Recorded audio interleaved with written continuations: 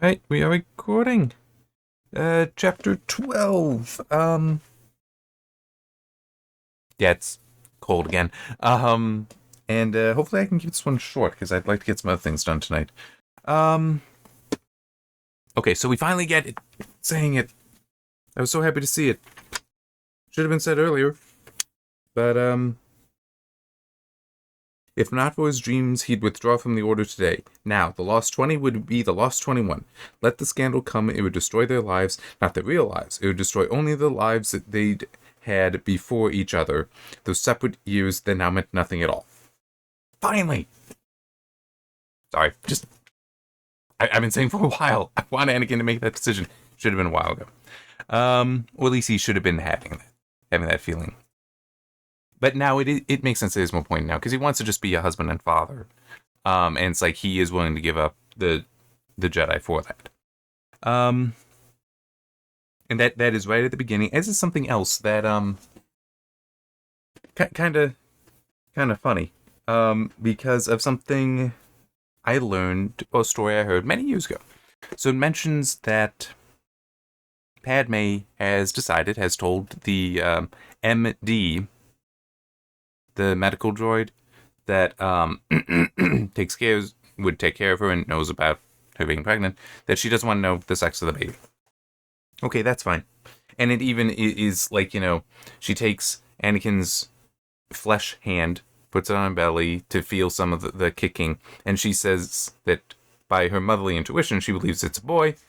He feels the kicking, and it's actually a little weird. Hang on, let me see if I can find it.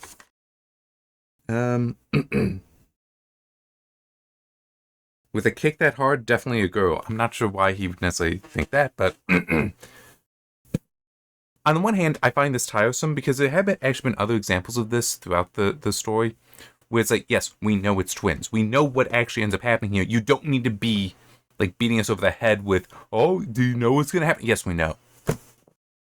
Don't need to be doing that. But anyway, coming to the story. This was many years ago now. I was at a housewarming party for a dear friend of mine and her husband, and they had, obviously many friends of theirs were present, and one of them, she was in fact pregnant with twins, fraternal twins even, so boy and girl, just like this. And she was sharing a story, and it's like, yeah, there is no way Padme would not know that she's having twins, because there are things to pay attention to for the health of the babies. So what this real woman, not Padme, was sharing was that because she knew, one here, one there. It's like she was told you have to pay attention to the kicking because it is possible one may die. It does happen. So pay attention to that, because if one stops kicking, you need to get to the hospital immediately, because depending, it's like might be something like, okay, we need to deliver the other one now, because otherwise you may lose both. And she did at one point actually feel that one side the kicking stopped on. And so she immediately got into the car, raced to the hospital, and part of the story she was sharing was also how she's feeling like even more kicking on the one side. It's like, yeah, that's fine, great, glad to know you're there, but your brother might be in trouble, we need to get to the hospital. Gets there, they do the sonogram really quick, and it's like, okay, good news, you don't have to worry. I don't, but one stop kicking. Nope, they turned. Yeah, so what actually happened, the extra kicking, the one that was kicking even harder, it's like, no, they had both turned, so they were both kicking on the same side. So, it's just one thing, and part of the reason why I remember this, is just the whole, yeah, that is something that it is very reasonable to me then that a mother would know just from things like that changing, but also the moment you have the technology to identify if a woman is having twins or triplets or however many, you do now need to notify her, because there are things that she will need to pay attention to for her health and the health of the babies. So the idea that she doesn't know that Padme doesn't know she's having twins is absurd to me, because no, she would have to know for the safety of the children. Just as that real person that I met that one day relayed by that story. So yeah. Okay, actually, I'm going to change the notes there just a little bit, bring those two notes together. So yes, it is. Anakin has come back, and he is troubled by the whole situation with being on the council and what Obi-Wan is at. What has been asked of him via Obi-Wan, but it's really the whole council,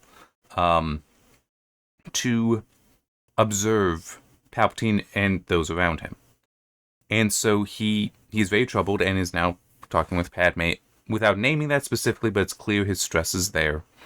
And it's also, she is stressed as well because she's basically now aware of the senators that are ultimately going to be the founders of the rebellion. Mon Mothma, Bail Organa, I don't remember the other names, but those two. I mean, we know Organa because Leia Organa, but, Mon Mothma is obviously in Return of the Jedi. And so she's also stressed by this because she can't share that, just as he cannot share what the situation is there, that he's in. But both are recognizing how, basically the things that, the way war has been changing the things around them, the things that they care about, the things that are supposed to be what we're fighting for. So, like for Anakin, it's the whole, the Jedi asked me to observe, technically spy, but it's not a serious kind of spying. It is more just, know who's around, which technically you'd expect there to be records of anyway. But it still could be. It's like, knowing who's meeting the Chancellor is one thing. Getting a sense of what they're there, even if you're not hearing them, it still might be what their temperament is going in or out. That's still valuable information. Whereas for her, it's seeing that maybe the Republic is in fact becoming too corrupt. That yes, there was corruption before, but now it's just falling apart even more, and so much power being pushed into Palpatine, you're kind of stuck. That, are the Separatists potentially right, kind of stuff. And I would just say, well, on some things they are, and other things they're not. I mean, that's waking up to that idea is not a bad thing.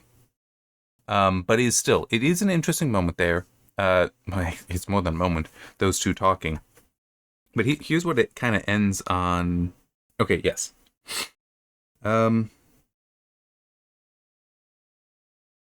So this is her talking. Why does it have to be like this? Why does there have to even be such a thing as war? Can't we just go back, even just to pretend? Let's pretend we're back at the Lake of Naboo. Just the two of us, when there was no war, no politics, no plotting, just us. You and me and love. And that's all we need, you and me and love. Right now, Anakin couldn't remember what that had been like.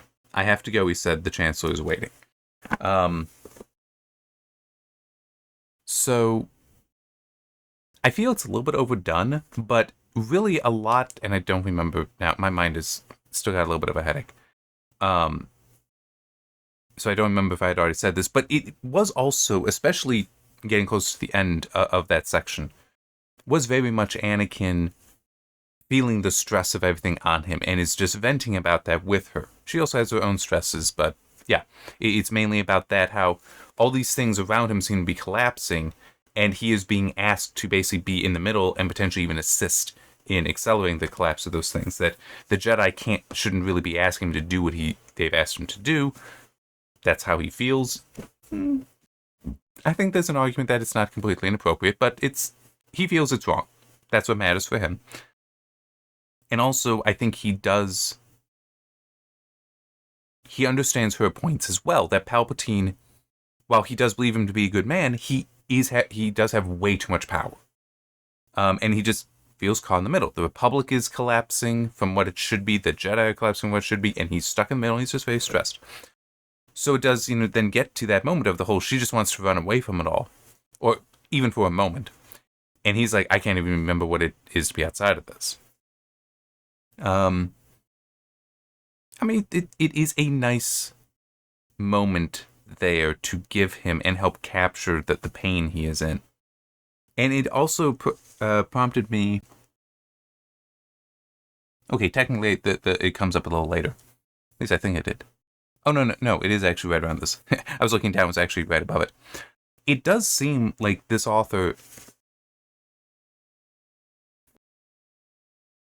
Matthew Stover, this is the stuff that he's better at, a lot better at than in part one, where he had a lot of the action that just I hated a fair amount of that.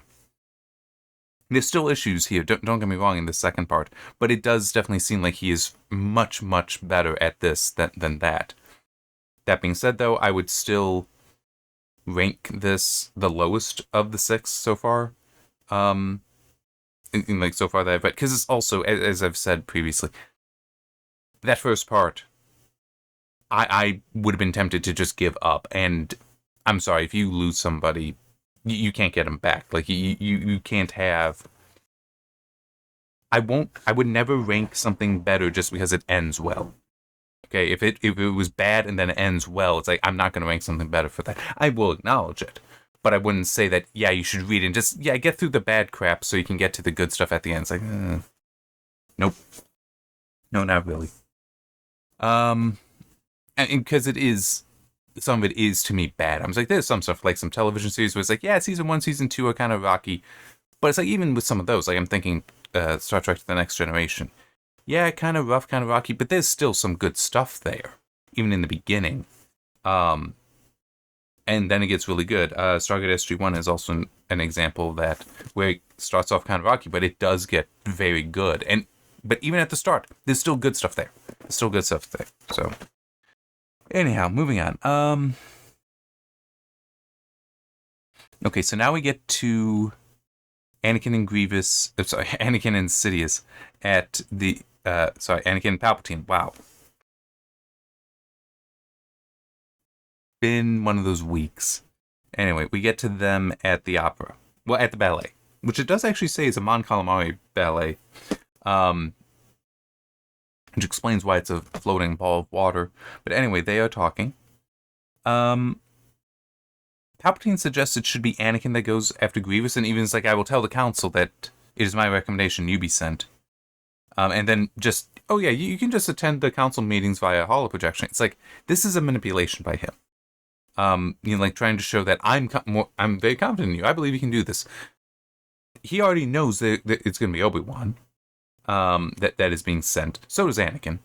But it's also, even without that, even without him being Sidious, there's still the fact that because he is supposed to be Palpatine's representative on the council, his proximity to Palpatine is critical. Anakin cannot be far away from him. He must be able to go to Palpatine whenever it is requested. So the idea of, you can just do it with the holo projections, it's like, no, he really can't. That's really not an option there. So it is a manipulation there. Another manipulation he's using, again, a lot of moral relativism with Anakin. Did I? No, I didn't. Mostly it is about, I didn't record the specific page for some of this. Mostly it is about the Sith and the Jedi, where basically he's saying, they're basically the same. And that they are also afraid, well, he tries to make the point that, okay, he tried to teach Anakin various lessons when he first came to Coruscant, which is something that's a point that Attack of the Clones was also having trouble with getting straight. How much time did Anakin spend with Palpatine it was 10 years between Phantom Menace and Attack of the Clones? Anyway, he tried to teach him something about politics and just how basically all sentient beings are. And one thing that is said here that was part of the first lesson is that all beings want power, and also all beings never want to lose that power. It is actually kind of funny when every argument he is making, if Anakin would have just realized that he should apply that to Palpatine as well, he'd realize that Palpatine is not a good guy. But it's, again, part of that whole moral relativism, because he's presenting it as though a new look on a situation that has a certain charisma to it. You make me think in ways I hadn't thought about before, so I'm going to listen more intently to you and not pay attention to the fact that, wait, what you're saying, if I apply to you, does make you a bad guy. That is reasonable. It's, as I said, Anakin is not dumb. as I'm pretty sure I said in one of the previous videos, he's not dumb, but he's not experienced at this. He doesn't know how to critically consider what's being said to him so that he can reject, or at least better challenge these arguments. Which is both, I think, part of his character. I mean, he could get there eventually. But Yoda would be capable of it. Mace Windu, maybe, not lately at the time of this book, because he's getting so fatalistic. Obi-Wan likely not, just because he still seems very rigid in tradition. But Yoda would probably be able to. But even it's hard to tell. He's not written necessarily the best in this. Anyhow, where was I going? Because I started going off a bit. But it's still he's basically trying to say that it is also one of those things where that is his view. So he does believe that's Sidious's view, that's Palpatine's view. So he does believe that is something that's true for everyone, which isn't necessarily true. But it's still that is his view. So he's pushing that onto Anakin now, who Anakin has basically always just been taught by rote, I guess is the way to put it. There's not been any true demonstration that he understands the things he has been taught. It's like he's been taught these traditions, but not why these are traditions, kind of stuff like that. Which, I mean, that's exactly where Obi-Wan is, where he has been taught traditions and he accepts them. And he recognizes a value to them, but that doesn't necessarily mean he understands why they have that value and why those are the traditions opposed to something else. And Anakin basically has only been taught the one thing.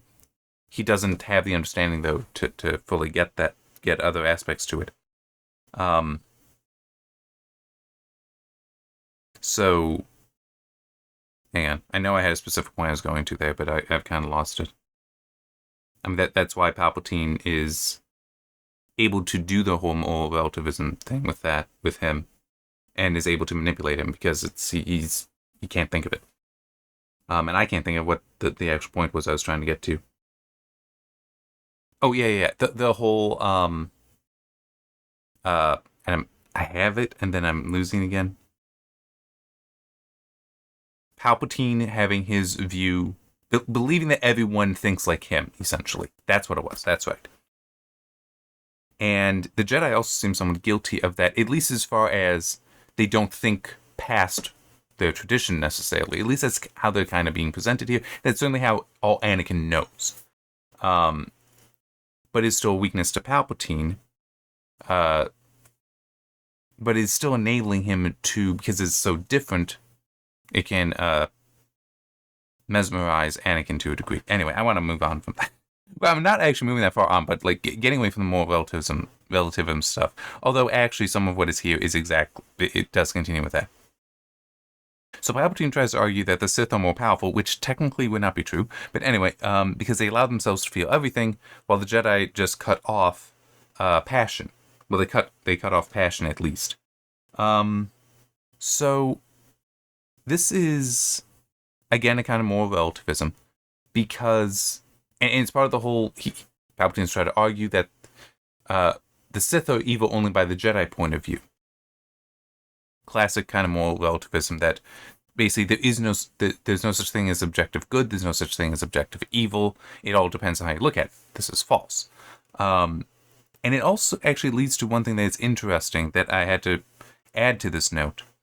But the first thing that I had written, then when I was typing it up, I added to it. But the first thing I had written was part of how this is wrong is because it tempts the idea that in order to decide what is and is not evil for yourself, you must commit evil acts. That's the only way you can know.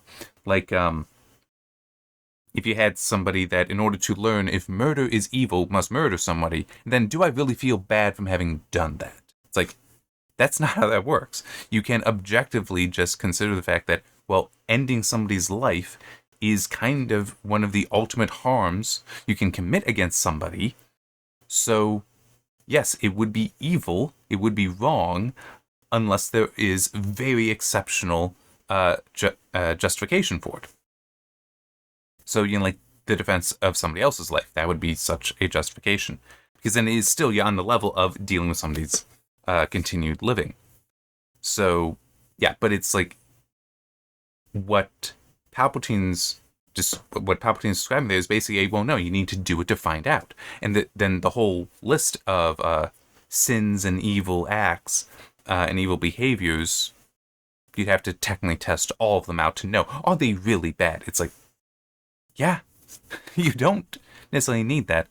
And then now we're getting to what I added here, which is, I will talk about when I get to the assigned reading for the Children Many Gifts. I will definitely be talking about it there. Maybe even with failure. I'm not sure. But after I'd written that first draft and was doing editing, is when I read C.S. Lewis's The Abolition of Man. And there was one thing in there that caught me in particularly because I recognized it immediately as something I'd done with a couple characters in The Children Many Gifts. And that's the idea of a man outside the Tao. And thing is, it was one of those, I had already written out these characters. I knew exactly what their behaviors were, what they actually, I had all that. But once I read what Lewis had written in that essay, it's like, okay, this is like, now it's crystallized. I already knew it, but now it's crystallized and I have the words here because Lewis wrote them. So it's like, that was great. And it kind of reminded me of this. So the man outside the Tao, you need to understand what the Tao is in Abolition Man. And maybe I should do an assigned reading, or a few assigned reading videos on that, because there are multiple parts. I'm not sure. It does get, like, some of those sections are long. I'd have to do so much writing. I don't know if it would be worth it. Plus, I'm sure there are other things that you can look at. Other essays written about that essay. It is technically an essay. Or people that did other videos on it that would be better than me. But in any case, Lewis used the Tao as, that was his term for basically the sum of morality that is just natural to humans. So the idea that lying is wrong, stealing is wrong, murder is wrong, things like that is just a sort of common morality that you find throughout humanity. And the term for that is the Tao. And he started talking about how there are some people who believe that in order to advance the species, in order to advance humanity to a higher level of understanding, one must move outside the Tao. One must be able to reject this stuff and consider it. That's essentially what Palpatine is talking about, or at least how I was reading it. And is an interesting thought to consider. But Lewis does make a very, very good point, is that once you remove that morality, you also cease to become human, as we know. You also leave humanity. You become little more than an animal, because an animal makes its decisions based on its instincts. If you remove morality, what is left but making decisions based on your instincts again?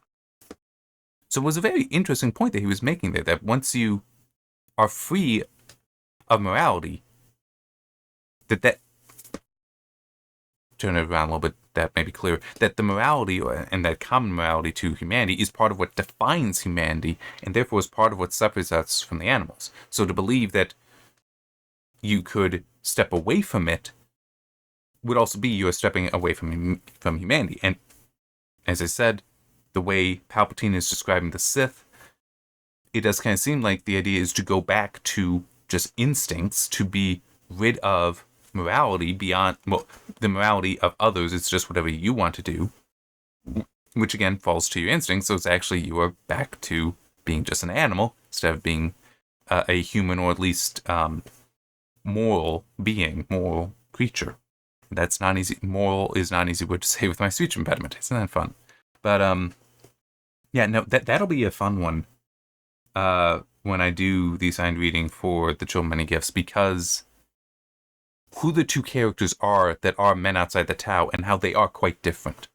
Yes, they are technically both men outside the Tao in that neither of them feel any need to adhere to morality, but one doesn't care about it at all. Like to him, killing anyone is irrelevant. It doesn't matter to him. To the other, it still isn't important to him, but he will choose whether or not he will make the moral action or not. And it is just an interesting concept there, and will be more interesting going forward, in especially The Immortals War, which is the next book in that series, whenever I get to writing it. But yes, it will be much more interesting there, I think, but it is still present in the Children of Many Gifts. Anyhow, oh yeah, so we get the whole, the tragedy of Darth Plagueis the Wise, and Anakin being like, the whole thing about, how can I learn this kind of thing? Or actually, it's first, where can I find this? The scene is actually a little bit different from what's in the movie. Not too much, but it is interesting because Anakin's like, where would I find him if this is true? How could I find him? And it's like, well, hang on, don't you remember the rule too? It's like, Anakin, you should know that Plagueis' apprentice, who would know this skill because he was taught by Plagueis, would either still be the new Sith master, and have his own apprentice, or that knowledge has been passed down to subsequent Sith apprentices. So it's like, either way, it's like Sidious is who you're looking for, because Sidious either must be the apprentice or is a descendant in the Sith lineage thing. So yeah, it is just like, come on, dude, you should understand that. I guess, hang on, let me also, there's one thing, I think I started writing the note, but then it was kind of weird, so I stopped. I still haven't been able to do it. Just how Palpatine describes it as Plagueis looks so deeply in himself, and this is also something that they try to use, that, well, the Jedi only look outside to understand the Force, while the Sith just look inward. And it's like, pretty sure the Jedi are looking in both directions, just I don't think you could ignore the inward. But in any case, of a Dark Lord who had turned his sight inward so deeply that he had come to comprehend and master life itself, and, because the two are one, when seen clearly enough, death itself. But then you get the whole, the dark side seems to be, from my reading, the pathway to many abilities some would consider unnatural. And it's like, well, if you are talking about about being able to keep somebody alive indefinitely, so defeating death, but then you also just described that life and death are the same, then yes, it would be unnatural. Because you're interrupting that. You are in fact separating them, such that you could have life without death. So, I mean, it's just one of those things that I was saying with the manipulation, that if you start applying the words Palpatine is saying to what Palpatine has been doing, including what he's saying, you realize he is also a bad person, a bad character. So,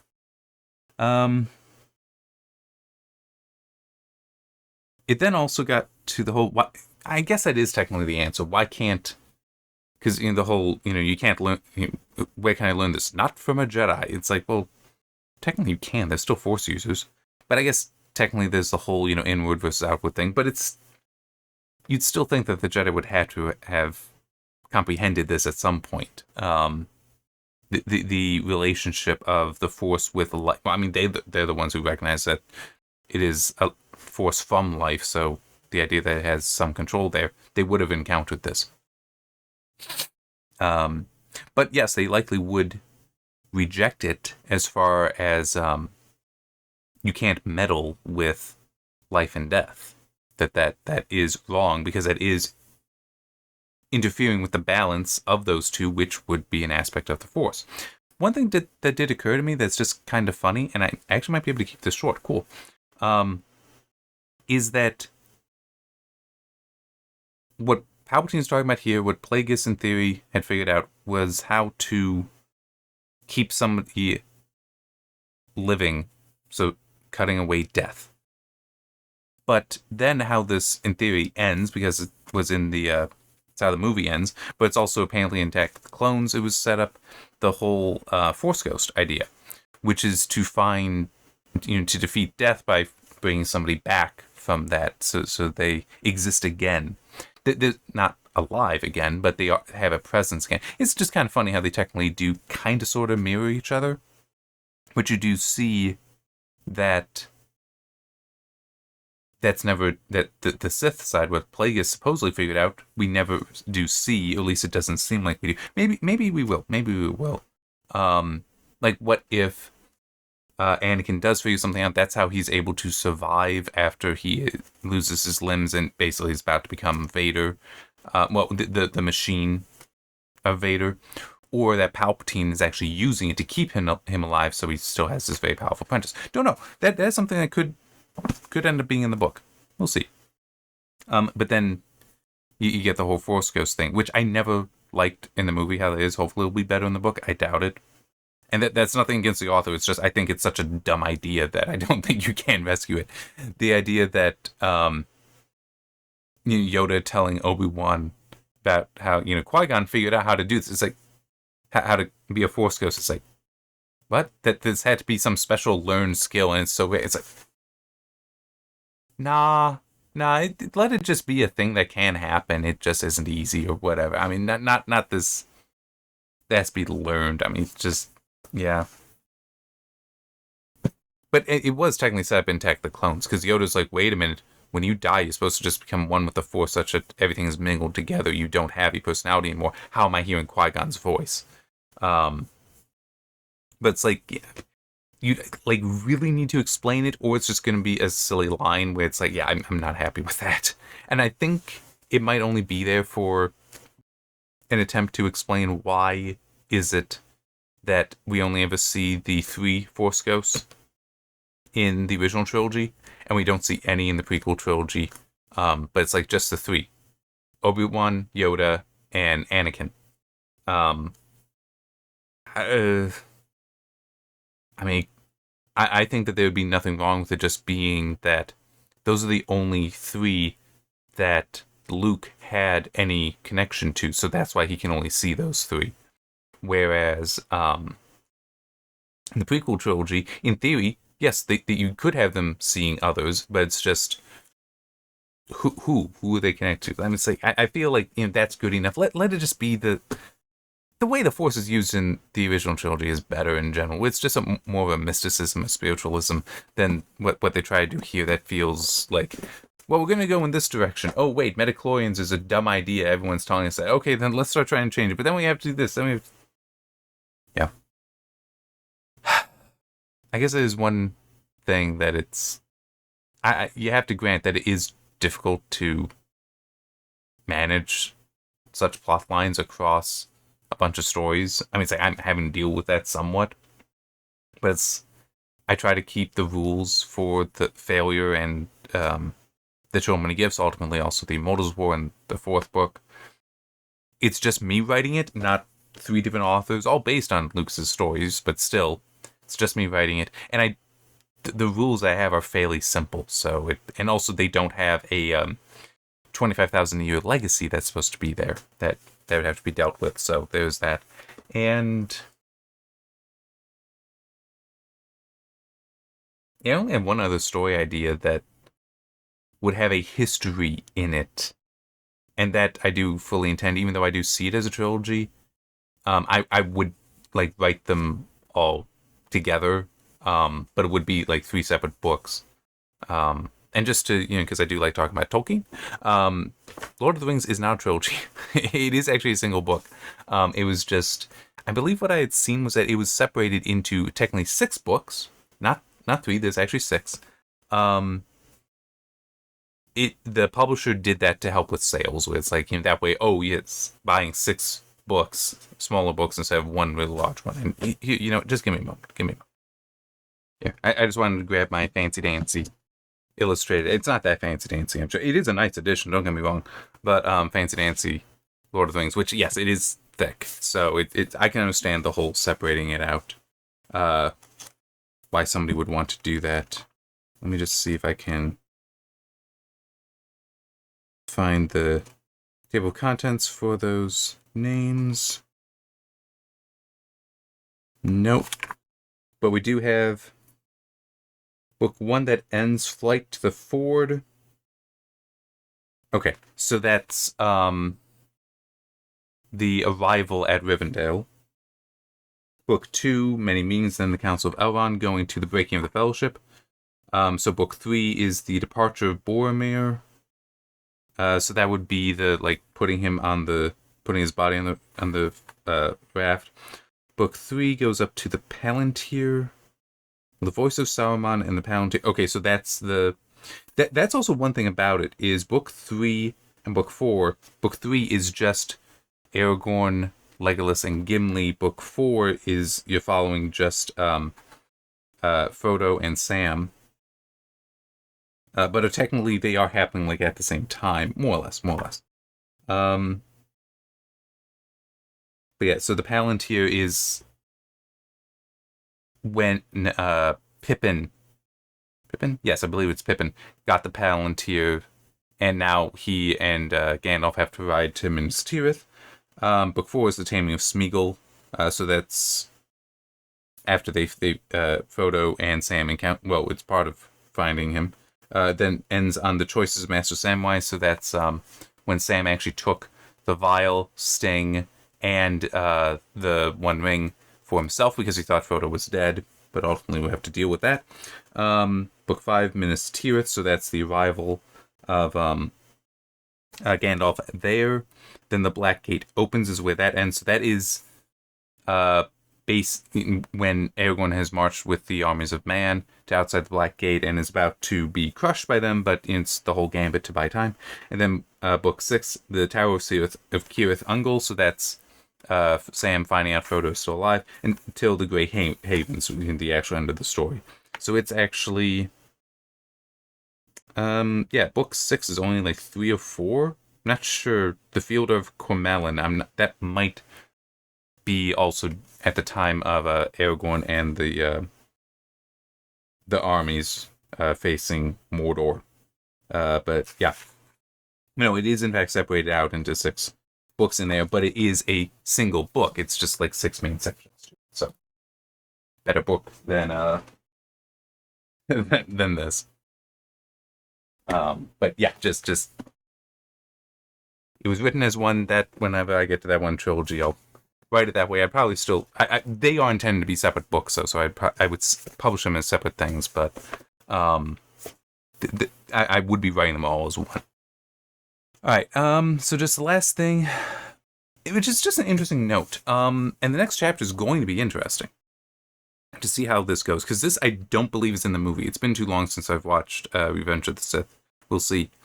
But Anakin has decided that basically now that he has an idea that is possible to save Padme's life, he is returning to the temple, either to go into the archives, though he doubts they'd have anything on a Sith legend there, why he doesn't wonder, how would this legend have even been shared? Like, who is the Sith telling this? I mean, it kind of is a red flag that Palpatine knows things he really shouldn't.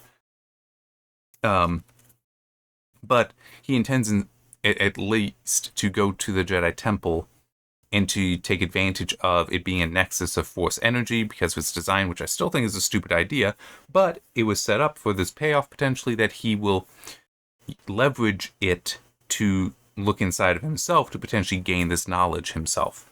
Not sure. It will be interesting to see how that will work. Like, what is it he will find instead? What that might be? Because in theory, you would think that, it must have an impact on him. He must be affected by it, and I'm curious to see what that will be. So, all right, yeah, this actually managed to keep this relatively short, at least compared to some of the others so far.